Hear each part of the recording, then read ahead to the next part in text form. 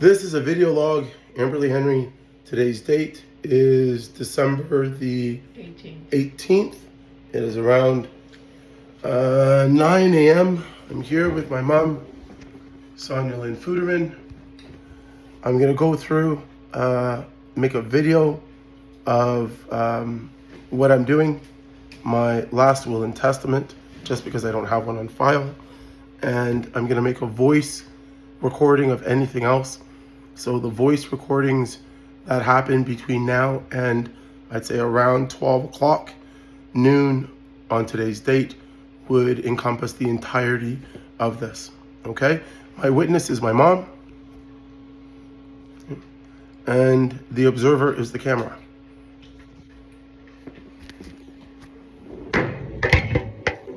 All right, is the cow gonna hold it up? Oh, the cow's gonna hold it up, great.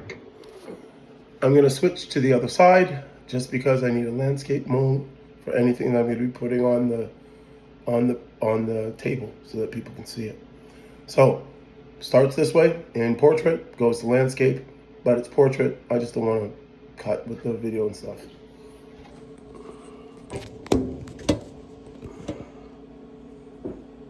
Those papers back there are my mom's.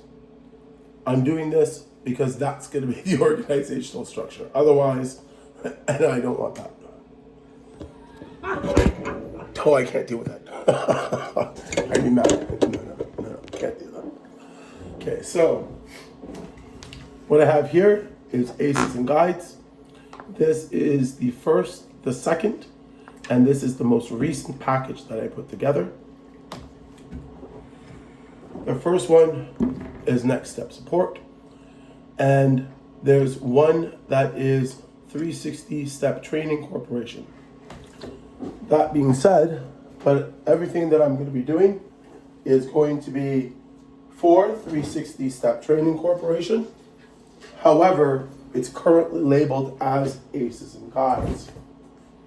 So, effectively, all of the operations for, excuse me, you're going to have to twist somehow. Turn your chair, turn that chair over. All right. So I'm going to go through what exactly it is that I'm expecting,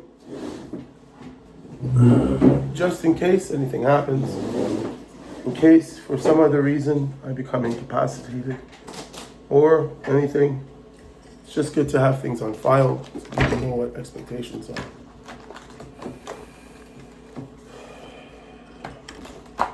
I'm going to be doing this all within a structure that's already known, so it makes sense to people and anyone can follow it.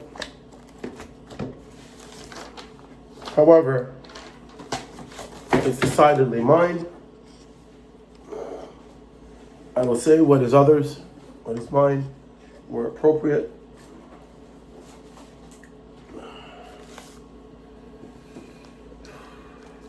I'm not doing this in a style which is rehearsed, hence why it's so candid.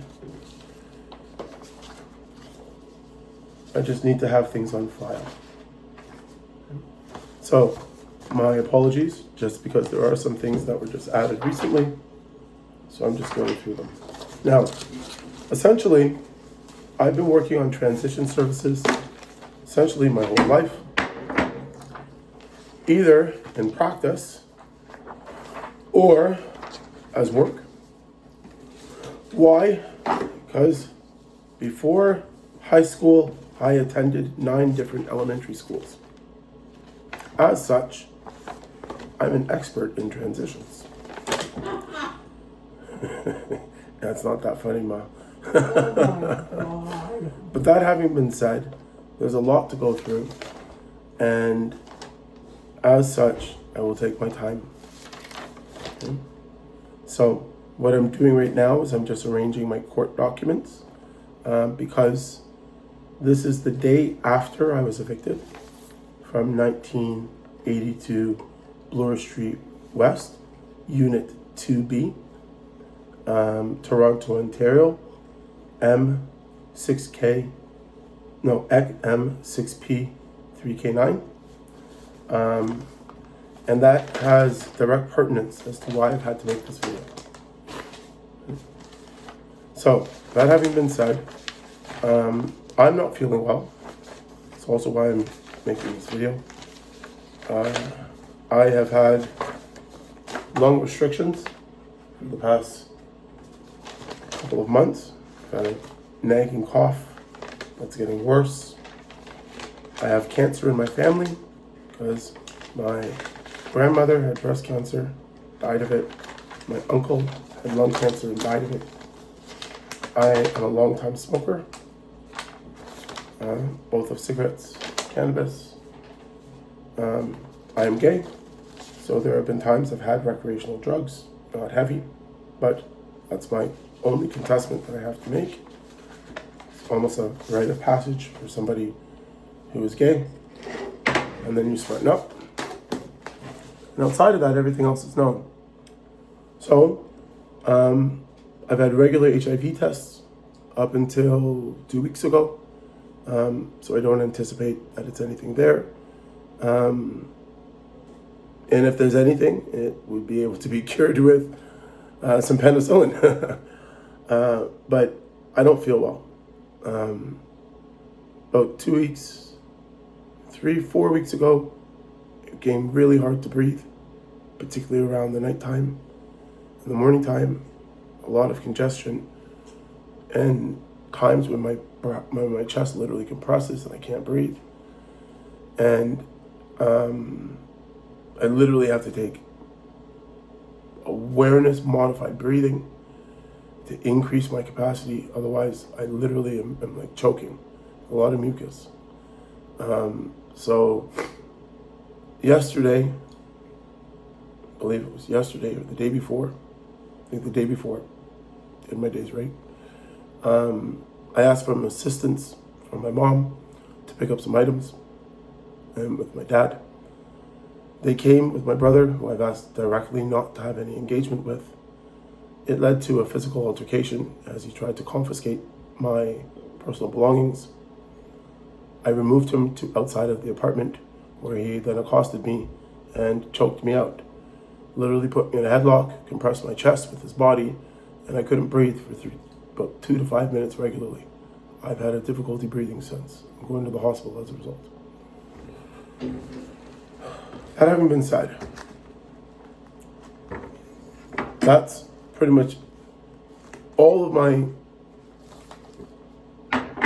anything that would be found falls within that. If anybody ever has to search my apartment for any reason, it'll align with that. But nothing illegal. All right? So, let's get to it. Things to immediately know about. I'm going to go through personal care first. So, me, myself, I just did as far as my personal health and what I'm going to be doing. I just gave you my backstory, my background in the leading up to now, where my physical health is. I'm of clear mind and not of clear spirit. I'm quite saddened by the occurrences of the recent years, including that which started all of this, November 30th, 2015, when I was blackmailed by Kathy Lear and Les Lear of Brighton School, Brighton Launch, and that's what literally cascaded a series of events that's been the course. There will be a full document prepared over the next week or two before January 1st, 2026 to address that, because it is directly with regards to next step support, which is what I'm going to talk about first. And we'll start there. So, next step support was actually first next step support services, and that's why it says it on it. That was registered as a business, I believe, in 2009 for Harold Futerman. I returned back from Japan at the request of my mom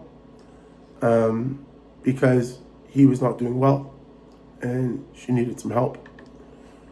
When I came back, he was not well. I got re-engaged in the field. I had a return ticket. I was not able to return. Since then to now, I've been executing his last will and testament. When I came, he wasn't doing well.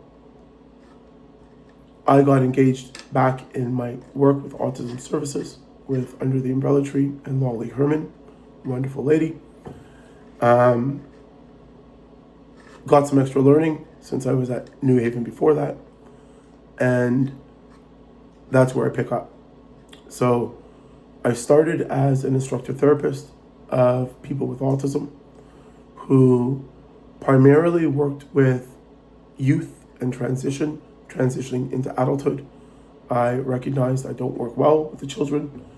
Not for any other reason that the high-pitched screams are an irritant for me. And as such, I prefer to work with anybody who's 9 and older. Usually 12, 13, 14. But because of legal reasons, I want to make sure that I have a nice, clean springboard. So I start at 16. 16 because that's the legal age that you can be independent within Canada with court appointed, because that's the age that you can drive, and because that's the age that you are allowed to engage in employment, and that's the typical age for co-op at high school. So that's the transition that I focus on. I'm able to do before, it's not my preference. And the only reason I would work with someone before is then transition to getting up to that stage. Hence, I start to work with people 3 years before, at 13, in grade 9. Or in their last year, in grade 8, transitioning for that so that they make the best decision for high school. So, my target audience begins at grade 8. In the last grade 8, so at the beginning of grade 8 in September, once you're in school and you start to look at, this is my last year, that's when you should look at transition services. You should then be looking at which high school is best for me. Am I ready for mainstream? If you are, a public high school with supports. If you are not ready for mainstream, meaning by grade 9, you cannot go in the community by yourself. You should be looking at a supported environment. That means a modified high school or a modified class within a high school. That's my personal opinion, and that's what I use as a gauge, because if you can't go in the community by yourself by grade 9, that's typically something that happens in Canadian culture somewhere around grade 2 to grade 4, where you start walking in your local community by yourself. Not far, not taking the bus, but that's the standard transitions. So I'm going to be following the functional living skills guide. It is by Pathways to Independence, and it's the AFLs, okay? And that stands for the Assessment of Functioning Living Skills. What I use is I use this and each of its different components to be able to gauge, and this is a quantifiable, observable, data-driven program that's supported by psychologists and should be the standard. So this is the standard. Anything else is a compromise, an adaptation, or an accommodation that should be layered on top of this, never in replacement. So as such, everything that I do complements this as a foundation. Because I'm not a psychologist, I'm not a psychiatrist, I'm not a doctor.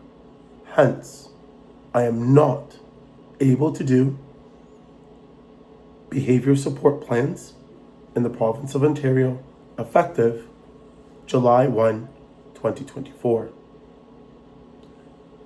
As of July 1, 2024, any adult who says no, who is 18 and older, must have that no acknowledged, accepted, and abided by, unless they have a plan that's been signed by a physician, a psychiatrist, a psychologist, and as of July 1, 2024, a board-certified behavior analyst. This is the change which has prompted everything that I've done. So, I've been working on this transition plan, effective November 3rd, I believe November 10th, 2010. I first did it under the direction, instruction, and recommendation of Dr. Leslie Cohen.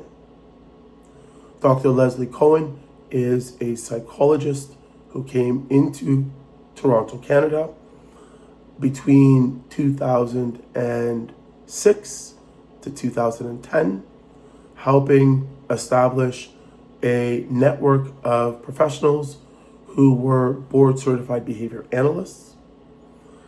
As she being a board certified behavior analyst herself, she was then able to do supervision hours for those people who did qualify for the BCBA in and around that time. Thus, that was the first group of individuals within Toronto, Canada, who really were board certified behavior analysts and the foundation of my field.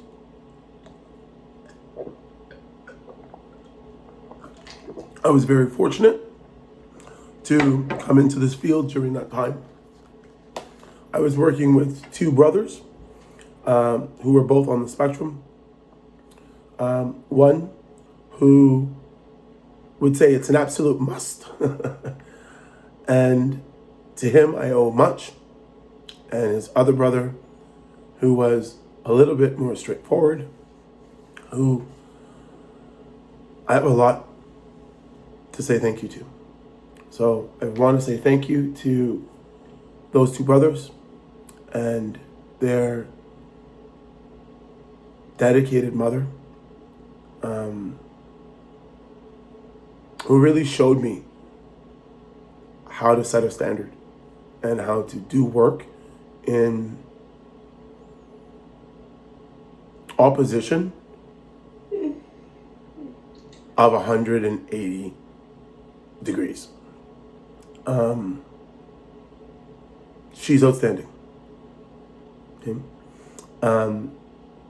Their father was straightforward and did his part, and I respect that. But the person who I emulate is that parent. She set the tone. She was the last of a couple of really good trainers who I had who were parents of clients who I served. The one before that was a parent in Richmond Hill who had 3 boys and was a single mother. And she was the one who opened my eyes to empathetic guidance. And I say thank you to both of those two ladies. Okay. Other than my mom, they have been the guiding force. So let me get started. With the Functional Living Skills Guide, there are a couple of different components to it. I'll go through each of them just so that you know. And as I go through each of them, I'm going to go through what the different transitions are. We have basic living skills. For me, this is staying at a condo, staying at a house, staying in an apartment. This is home step.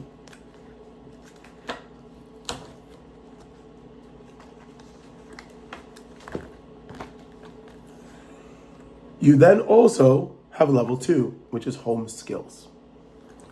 So the reason that I say that the basic living skills is first is because that is basic. You don't get to level 2 of home before you do level 1 of anything. This is your foundation program. Hence, that's where I start. For example, if I open it up on the assessment and I look at the very first page of questions, it says, number 1, self-management, aggression towards others. So, this is all about the self, and as such, it's the foundation. I then move on to foundation where you live, home skills. Once you're around 6, you then transition to school. So you're looking at school skills. When you're somewhere around 10 through 13, it's no longer your home, your parents, and school. Your friends become most important. That's where community participation comes in. By the time that you're around 13 to 16, you're really establishing and exerting your independent skills. And the last would then be vocational skills. However, that then becomes a loop around. Because once you have the money to be able to live by yourself, you then go through the program again at a next level. So you wouldn't be looking at basic living skills unless you're doing it from the perspective of teaching, supporting, or helping someone do this. Hence, you would do this again, but not from the perspective of the person doing it, but from the perspective of a support staff.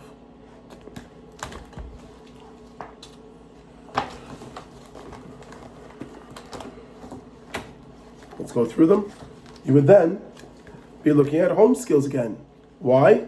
You're either moving out to go to college on your own, hence after going through school, high school, and anywhere between 16 and 21, you'd be working on your vocational skills. By 21, you'd be looking at post-secondary. At post-secondary, you may or may not be living in a dorm. If you are living in a dorm, home skills comes up again. If you're not going to be living in a dorm doing post-secondary, you'd be looking at vocation in the long term and where you're going to be living in the long term. Again, home skills comes back up. As I said, post-secondary is the alternative, hence your school skills again, except not primary school, not high school. You're not looking at it from a post-secondary and within the context of vocation. You would then again be looking at community participation. Why? Because if you've already then finished your schooling, finished, found a place to live, found a place to work, you're then saying, what's my network? I live here, I work here, I have everyone. Who am I gonna meet? What's my social skills? Community participation. Okay? And then at the very end, if you're then saying, hey, I have everything I have my networks, I met this cool person, I want to spend my life with them, what's that going to look like? You're back at independence. What's our life going to look like independently together? If you then have children, guess what? You're going through the curriculum again a third time, but no longer as the person who is doing it or being assessed, no longer as the person who's learning it for vocation, which would be the last one, but instead doing it as a parent or as a staff in a train the trainer program. And that's actually what I've just been working on and what I'm currently working on. So it's a train the trainer program so that as a trainer, how do you help your son or daughter or loved one who has autism? As a brother or sister or a cousin, how do you help your family member or your mom or your dad support your brother, sister, cousin, nephew who has autism? If you are looking as a profession, how do I, coming into this profession, make sure that I properly support individuals when I'm at work or in the community? That's what this last section is. But recognizing it's the exact same process, exact same program, and it's now our third time. And that is the secret sauce of why my programs are more effective and efficient. Because I use the exact same curriculum from day one. Hence, you get to see the content modeled, be the content, do the content, even before you know that you have to learn it. Then you see it again for yourself when you're doing it actively. Then you're doing it again when you actively have to use it for a purpose. That layered approach is what makes my programs better. It's simply not putting in fluff. It's being prepared. It's being organized. It's recognizing things happen in a cyclical manner. Thus, if I'm going to be seeing it, if you don't mind, you can go, but the auditory is a little bit distracting. Thank you. So that's my mom observation. So my observer is no longer able to observe because she had some fried chicken. I'm falling asleep. And she's falling asleep. Bye-bye. But that having been said, there you go. So the last one now is to follow this as a train-the-trainer program, doing the same thing. So when I said the first time, you're typically going to be a client. The second time, you're typically going to be a student. The third time, you're going to be a parent, or you're going to be a professional.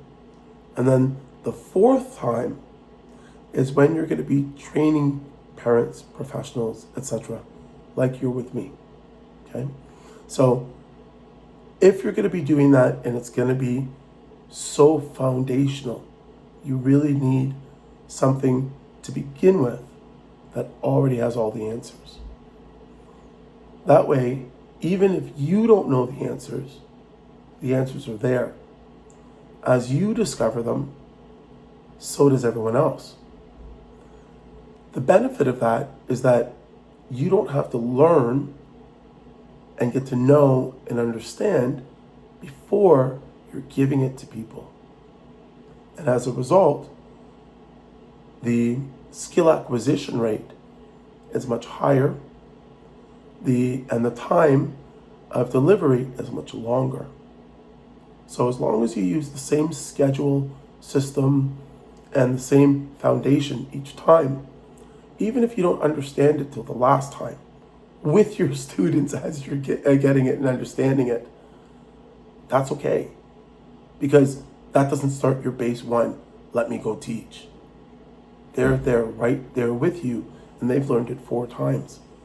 And you can all have the aha moment together, and now you're on a new foundation, instead of starting from scratch. That is the key. So let's go through it. Starting with the guide, and then going through, and I'll interweave which program goes where as it goes. For the AFOS assessment protocol, you have the basic living skills, home skills, community participation skills, school skills, vocational skills, and independent living skills. They have them in a slightly different order than me, but I've told you why I have that order. You can switch the order. When you're doing a client-centered program, you're really going to use their motivation.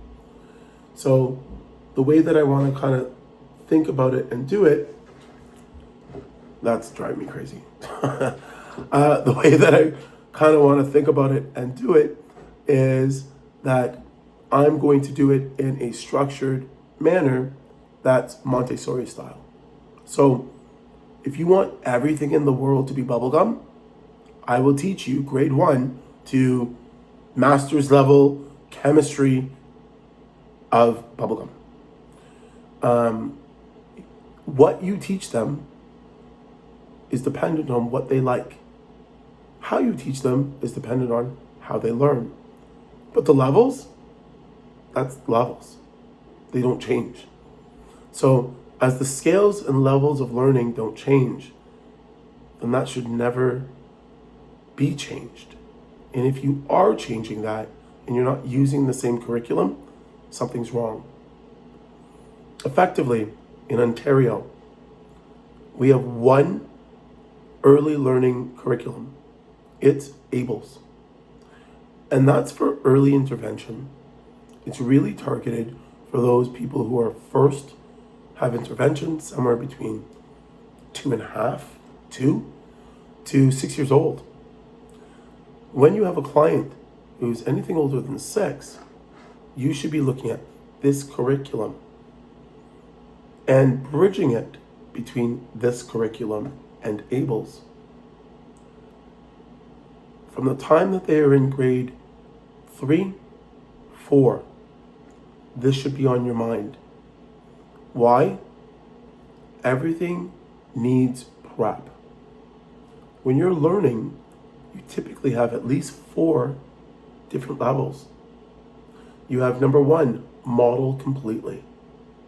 You're introducing it for the first time.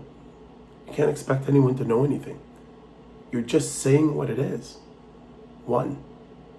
Number 2 is the first time you're engaging them about it and saying, hey, you saw that, remember last time? And checking what they got, what they know. That's where you start modeling and incorporating assessment, thought, what have you. It's only by the 3rd one, so you should have 1, 2, 3 done, 1 left, where you're expecting them to do it.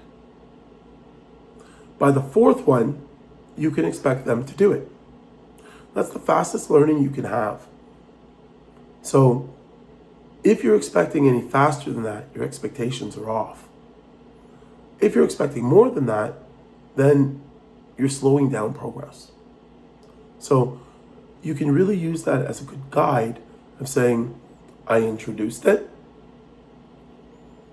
I checked if they got it, they know it, can learn it.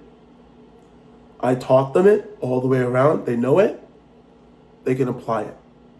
New situations, novel situations, application. Once you have those 4 levels, you can move on to something else. If you expect someone to move on to a new thing each year, that means you have to think about doing those 4 different schedules, 4 different levels within your year. You're looking at something like a 3-month kind of a schedule for each of them. They all don't have to be 3 months, but on average they will be in a year. So you might have an assessment, the last one, of maybe 2 weeks or a week or a month. The rest of the time might go between the other 3. Hence, you're still having that 1 year schedule. I found that was much too short. So I go by 2 years, because then you at least get to model the whole process once and then introduce it. Just going based on exactly what I said, where you don't do anything until it's modeled. Then you introduce it and see what they have. Then you teach it to completion. Then you assess. That's why I then said the first time you're just seeing it. And that should be the child level. You're not knowing that you're going to be using the schedule later on. But these schedules can also be the foundations of every other part of your life. So when then you're looking past the child as, I'm now going to school to learn to be an adult, you get to see it again for the second time, but recognize it for the first time. And that's why I'm saying you're seeing the whole model the second time. When you then graduate and you're going into post-grad, that's when you might see it entirely for a 3rd time, because you're actually doing it independently. You're actually finding a job for the first time. You're actually getting your first apartment. You're then getting your first house. You're doing these things for the same time. The skills don't change. You're seeing it for the 3rd. Once you've done that all for yourself, 3 full times, and now you have kids, or now you have a brother or sister, or now you have somebody else in your life because you're a teacher now and you have to look after them, and you're not at home with them. You have to teach the parent how to be at home with them. That's when you're doing it that last time in a train the trainer model, because at that point you're not even the one doing it. You're teaching someone else to do it, and you need to make sure it's done effectively. Hence, looking at that 4-layered approach is fantastic. And when you're looking at a layered approach, you're really looking at a matrix. So going forward, there's two types of ways that I talk about this. It's either as a matrix or a lattice, and they're the same thing. They're the structure of a grid, a 3D grid, okay? Why? Because each of these is a plane, and within that, they each have different criteria, and within that, like different categories, you each have then different criteria. So each of these is a grid as well. So what you'll find is that the easiest way to think about it is to think about, see this book? Instead of thinking about a book, think about it like a magic carpet. And if you think about it like that, then my analogies become a lot easier. Because a magic carpet is made up of different threads. And those threads are weaved into a single layer of thread. But then it has multiple threads, layers, that are then put together as a single magic carpet, which is just one layer. Within that magic carpet, there's all those layers. Then think about that magic carpet being one of many magic carpets on a production line. It would have 1, 2, 3 across, all of them across, being basic living skills, home skills, community participation skills, school skills, vocational skills, independent skills. Hence, it would be 6 carpets wide for each run of the carpet. And then you should see that run 4 times. So that each run of the carpet would be going through its first phase, second phase, third phase, fourth phase, before it's exited as a complete set of 6 magic carpets delivered to one person. It's kind of the easiest way that I can conceptualize the multi-layered dynamic. I'm sorry, this is gonna bother me. It's bothering me, so I have to take action. It's now 3 times. And now, oops. And what I'm demonstrating actually in operation is my foundational rule. That if it happens 3 times, it's a truth. And as it's been proven a truth, you take action. Why? Because that's the soonest part that you can take action, and that would be act number 4. So, in proving something to be real, you need to have 1, 2, 3 triangulated occurrences in the real world for it to happen. Those correspond with each of the vectors or planes that you're working with. Typically, because most people think about time, space, matter around them, that's the X, Y, Z plane of what's around us. And as a result, that's how most things are expressed. Now, you'll recognize, while I'm here, I did 2 things.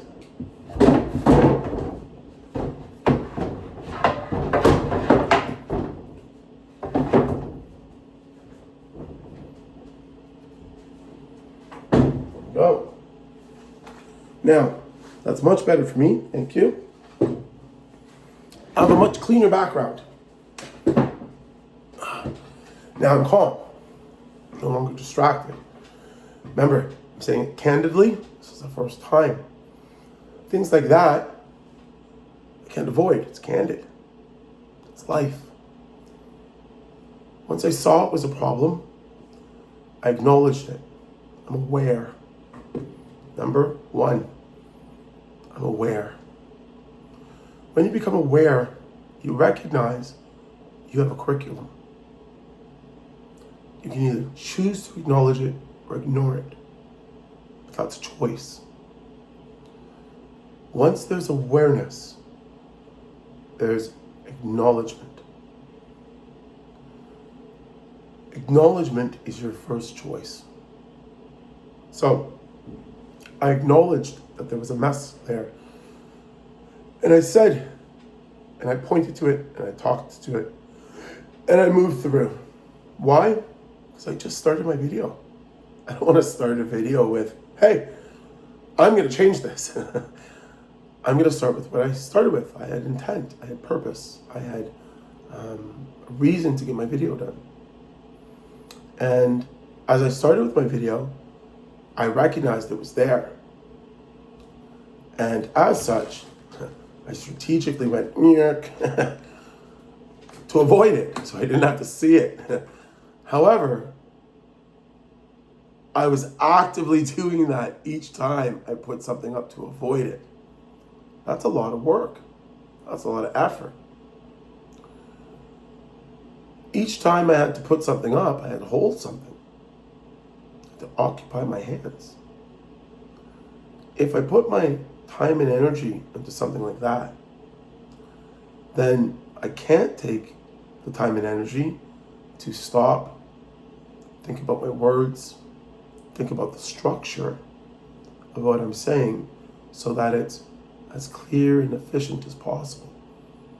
Because that obstruction takes a lot of my energy. It takes my mental capacity. I have ADHD, and I'm a neurodiverse individual. I'm a concrete thinker, and as such, I have polar ideations. And what I mean by that is concrete means it's real, I see it. It's not real, I don't see it. But then there's the part where I can't even understand what you're trying to say. And that's something that people don't quite understand. As a concrete thinker, I have, that's structured concretely. That's unstructured concretely. And then there's non-concrete thinking, which everyone else does. So I've had to learn non-concrete thinking as everyone else does it for me to understand and relate to others, because I'm a concrete thinker. It's yes, no. It's black, white. It's on, off. It's plus, negative. It's polar ideations. What am I thinking of? And as such, I've recognized that is one of the most effective tools that I've ever learned. It's not the polar or the concrete, non-concrete, or concrete or abstract. It's that I then have to learn that through a spectrum. Just like my different understandings. You'll have, here's the beginning, then you have your basic, then you have your home, then you have your school, then you have your community,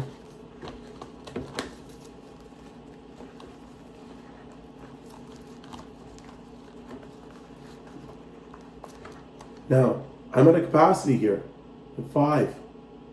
I have to stop and think, how do we get this done? 2 hands. Or 1 hand. I use gravity. No, it's the same thing.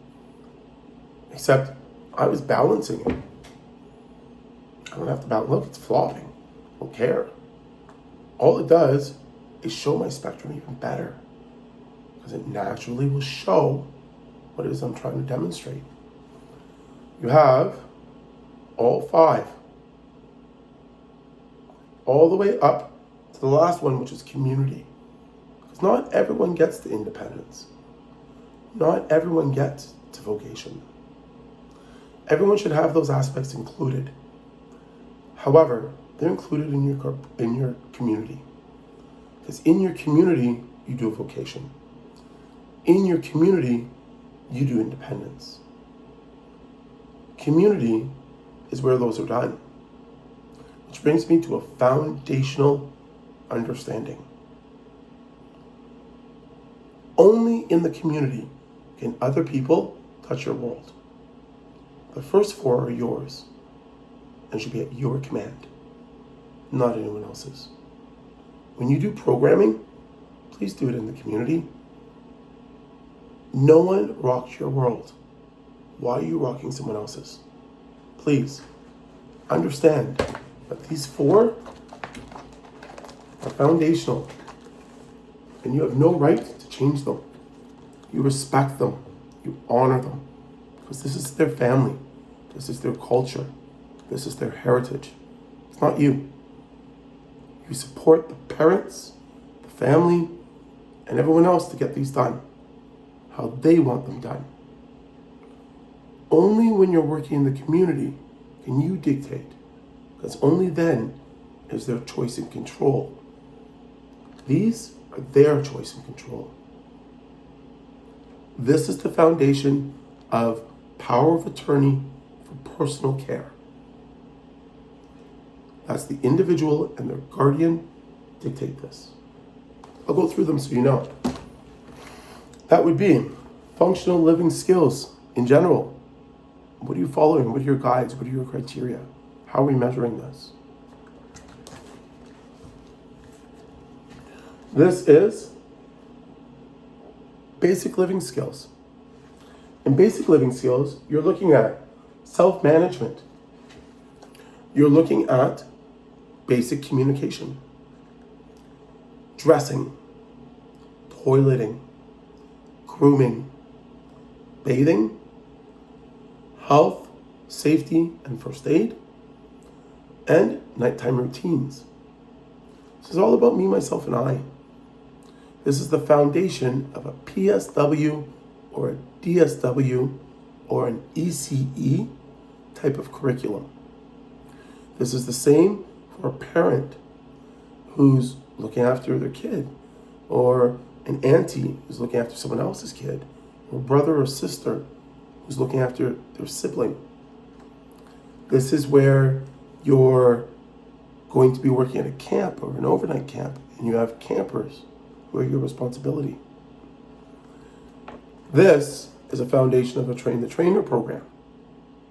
It's their skills, their way, their choices. I worked at Camp Kennebec for a long time, and I learned something there, and it's the basket system. A, B, or C. Basket A is for all things. Okay? Most things, with all things,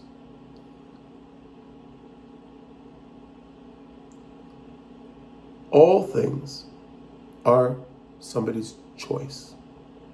Has to be done. B, I'm not going to say this is correct. It's A, B, and C. You can either do it as an acronym. I remember A for all. Okay? I remember B for basic. And I remember C for community.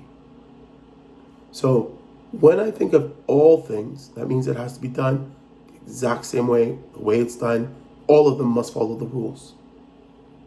This is something where you're going to risk a tantrum. If you say no, I know it's going to be detrimental to your health. At that case, I'm going to ensure that you take what I'm saying. Why? I'm legally obligated to make sure that your health is looked after as part of my job and legislation under a positive support plan under a personal care support plan. It's been supervised by a doctor, a psychiatrist, a BCBA, board certified behavior analyst, or a behavior analyst, certified behavior analyst, or a psychologist, depending on which field you're talking about. I have to do it. And as I have to do it, I've been told to do it by someone who's registered, certified, and legislated to do so. And that's what I do, in accordance with it. If I don't like it, if I disagree with it, I do it, and then I object. I legally object the way I'm supposed to. If it's something that's in your job, you're going to have different criteria that you can appeal to depending on if you're union or non-union. If you're union, you'll have a way to appeal. If you're non-union, your objection might be to quit. Recognize that is a choice. Recognize that is a choice, duty, obligation. Just because somebody tells you how to do it, and tells you to do it, doesn't mean that you have to. Doesn't mean that you should. Doesn't mean that you can't. It depends on your setting. For example, if I worked in a union environment and there was a care plan that was said I had to do things in a certain way, for me not to do it, I have to follow the court-appointed legal statute way of objection. If not, I'm endangering somebody's life, and I am the liability. So, in that way, you have to ensure that you're following protocol even when objecting. If I look at the alternate, where I'm working and living in a family home, the parent is the boss. I have no legislation oversight other than laws and statutes. I then have to follow Regulation 299/10, which is what fundamentally has shifted post July 1, 2024. Before that date, only provincial programs and government-run programs had to follow those mandates. They are the quality assurance measures. Post July 1, 2024, every professional within the field must follow those quality assurance measures. It means that now everybody in the field has to acknowledge the rights, responsibilities, and duties that are associated with the job. That the individual has choice and control. That it's their choice and control that moves the program. That their health and duty of care are paramount. There's duty to follow law. There's fiduciary duty to make sure that it's in their best interests and sustainable. There's also legislation that says they have rights, whether there's someone there or not. And that it's the right of the individual. Thinking about all those in mind, if I'm now going to be working in an environment where the parent says, do this, and I don't agree with it, I then have to still follow those statutes and laws. In a parent home, it's my house, my way. The only thing that you can do is get out of their house, not to do it their way. So it's almost an opposite action of quitting to make sure that the rights of the individual are heard and that you don't break the law. Someone might say, but that doesn't make sense. How does me quitting bring any attention to anything. It's the only legislative way to be able to do so, because you're quitting for a direct reason. And you don't want to quit. Hence, you then have a follow-up action. One, every time where you state why you quit, you officially can state it. That brings notice and action to that situation. That is advocacy. You're not saying the particulars of the parent, but in every single job interview that I've had, and in most job interviews, they're looking at strengths, weaknesses, and how you've applied them in your past situation. That's definitely going to fall under challenging situations. When they have the question, so in one of your previous jobs, what was a challenging situation you had to deal with? That's the one to use. Why? It then does its function. By stating to your new employer that you were, 1, aware of the rules, 2, in acknowledgement of the rules, 3, in compliance with the rules, and as a result, could not comply with the parent's expectations. And knowing that that was an expectation and not a situation that, 1, you felt comfortable with, 2, you felt that you ever wanted to do again, 3, out of respect of the individual, where you have duty to be able to speak on their behalf. If it breaks the law, you have to inform the proper authorities. If it doesn't break the law and it's not on what would be considered neglect, but it's against your personal ethical considerations, then that's the grounds that you would speak upon. For example, I myself believe in proportional representation, meaning everybody has a place. Everybody is included. Thus, if somebody wanted to make somebody do something that excludes them as a representation, that would go against my foundational ideology. When I was working with a client in the past, I had a parent who said, when he becomes 25, then I'll let him do that, because then he's an adult and he's old enough. I'd worked with this client for many years.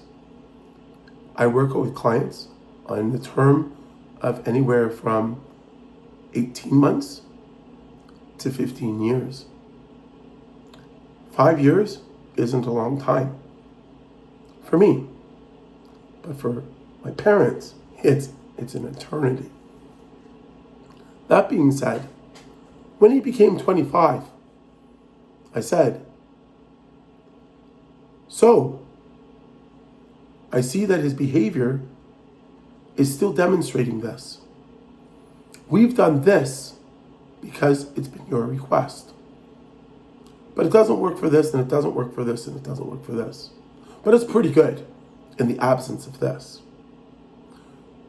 We don't have that because you took it off the market until 25. Why? That's your right as a parent to do.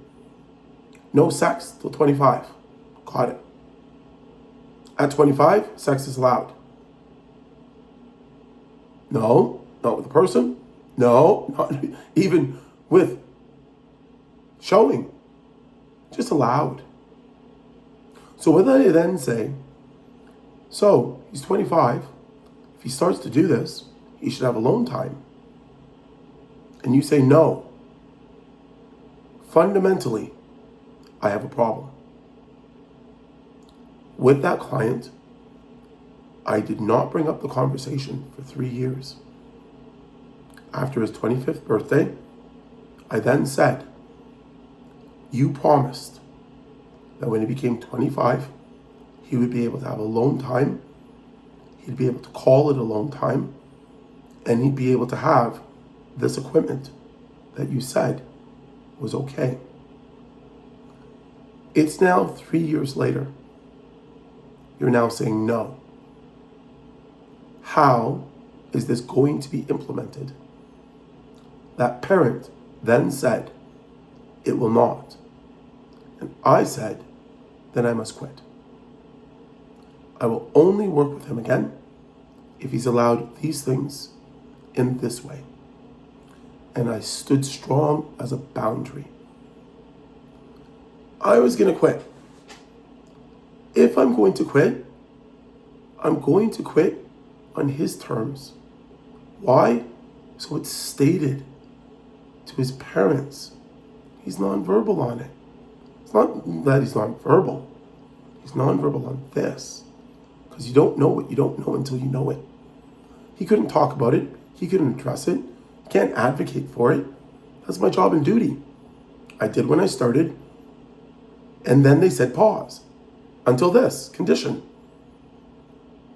That condition came. They said pause again. I said why? They didn't have another reason. For me, I was done. That's the jobs and ethics of this job. That's where you're doing it for advocacy. You're doing it to make a statement, not your personal statement. The statement of the non-vocalizing person who has the rights for doing what is rightfully theirs. But their parents, culture, setting deems it wrong. They have a right to deem it wrong. It's their religion. It's their setting. Within my house, my rules. That individual has a right not to be there. But because they're a dependent, nonverbal on the topic, and don't know how to advocate for themselves, they are then subjected to that, whether it's right for them or not. When I'm brought into a situation of conflict as a behavior coach, therapist, or someone who analyzes behavior, I say this now because technically I cannot say I am a person of as of July 1, 2024, even though I know it better than most. That being said, when you're brought into those situations, it's because it's one of conflict. You're doing conflict resolution. As a person who has maladaptive behavior, I had a need or want. That's what started it. A need or a want. One of those things that in behaviorism is eats. One of your motivations of behavior. Is it escape as E? Is it A for attention? Is it T for tangible? Is it S for sensory? What is it? What am I positively or negatively reinforced by in one of those situations for this to have arisen? And then, what did I pair that with as secondary or tertiary pairing and association for it to propagate as a function of my behavior when that stimulus or SD is presented? The only reason it's going to be there is because it was useful. It worked. If it didn't work or wasn't useful, it wouldn't be in my behavior repertoire, because I wouldn't have learned it as a solution to my problem. And if that's what I do, guess what? That's the only solution to my problem that I ever learned that made sense. So, If you want to get rid of that, then you have to do two things. One, that current way of doing things has to be off the table. And your solution has to be that easy or easier. Or I'm going to revert to what's easiest to me. Doesn't matter. You don't like it. It's what works for me. If I don't understand what you're telling me, I can't do it. If it's too hard for me, I'm not going to do it. No water runs uphill. It takes the easiest path. Thus, if you want something to disappear, it's never going to. You just won't see it when you replace it with a more adaptive behavior, which is easier and as effective. So, that being said, let's go back. Basic skills, self-management.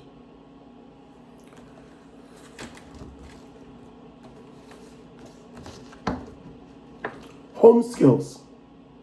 Meals at home, dishes, clothing and laundry, housekeeping and chores, household mechanics, leisure, kitchen, cooking. This is an overnight camp schedule. This is a chores schedule or a schedule for an allowance. This is your basic home program. What you'll find is that I'm called in for this because there's a conflict. That conflict then has to have a solution. This is the solution. Because this is the points-based reward system that I'm going to put in for certain behaviors so that you can get what you want to solve the problem. Hence, that's where you then say, it's been 3 years. I've been doing these things, but they're not nearly as effective as some of the other things. That being said, when are you going to implement them? You take your stance because it's their right and it's your duty. If you don't do that, that's your ethics. And I leave it at that. When we move forward, understand, I've already stated why you would have to do it, when you would do it, why it would be to your benefit. And the last is, if you're working with a client that doesn't respect you, doesn't respect who you are, what you do, and you don't respect who they are and what they do, you're in discord. You're not going to have the best of situations. It's not going to be an ideal working situation. Hence, if you have to delay that decision for a little bit, do so.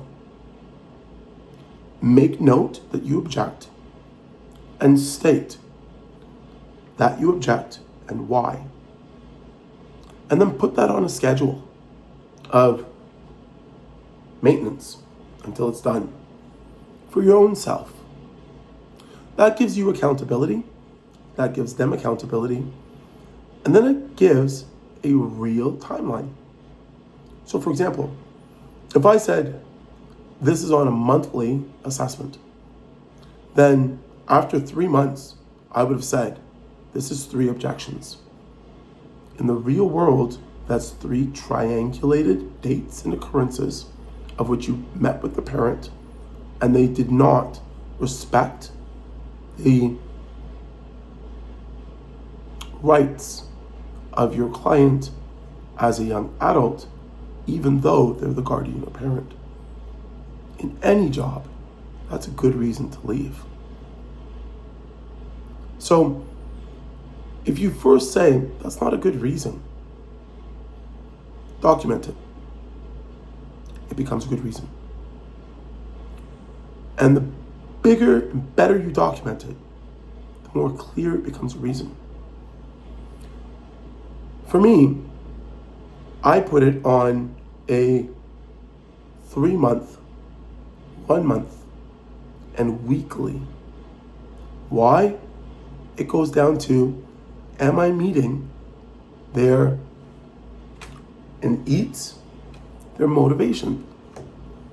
Am I giving them what they want and need, which is my purpose, in a manner which is conducive to their environment, ethical, and appropriate to themselves and the ones around them? If I'm not doing that, it's going to come up. So when you just acknowledge the tasks that you have to do, their importance, and how to implement them across all scales, then what you're doing becomes very clear. And it no longer becomes your decision. It becomes an already mandated best practice. Because making sure that they're client-centered, that it's a rewards-based, positive support program that does best practice, goes along with ethics. It has to be reinforcing, can't be a punishment. And as such, if I'm denying a basic right, which is dictated in a law as a basic right, and I'm not giving them that, it's no longer a reward, it's now a punishment. And I don't do punishment.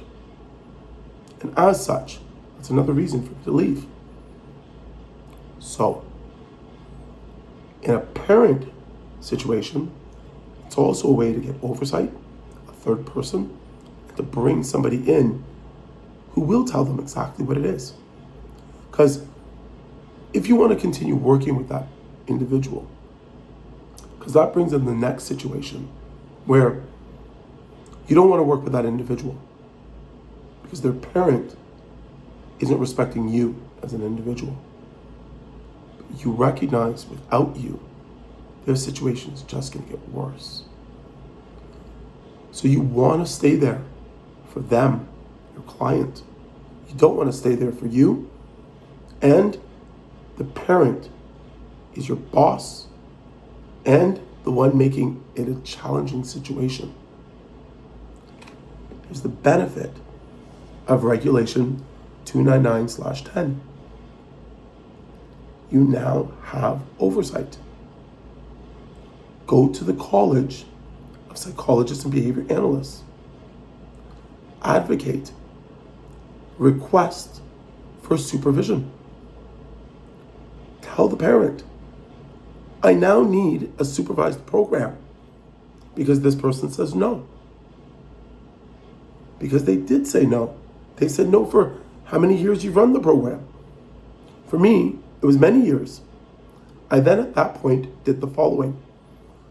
I chose personally and ethically for myself that I didn't want to stay there because I had an option. When there isn't an option, I stay. In this case, I did have an option because anyone else could have done my job. So I then said, I'm going to refer you to this person because I quit. I gave proper timeline, proper expectation, and I replaced myself. I sourced 3 people who ethically would follow those guidelines. Why? I'm not going to leave them in a lurch. I'm not going to say, screw you. Because all I really mess up is my client. And if I truly cared about my client, then I'm not going to quit on my client just because it makes me uncomfortable. If it was more than uncomfortable, I would have quit because it's unethical. It's illegal. Criminal. But if it isn't, and you feel uncomfortable, and you're going to quit, replace yourself. Because all you're really doing is giving someone who's vulnerable and has no last resort, nothing. Because they're vulnerable and have no last resort except for you. In that situation, do your job. Even for one last time, do your job. For the first time, do your job. Someone depends on it. They depend on you. That's why you're in this field. And that's why it's legislated and mandated. Go get 3 people who are registered. And as such, give them as referrals and exit. And that's the most professional and ethical thing you can do. I'm going to pause right now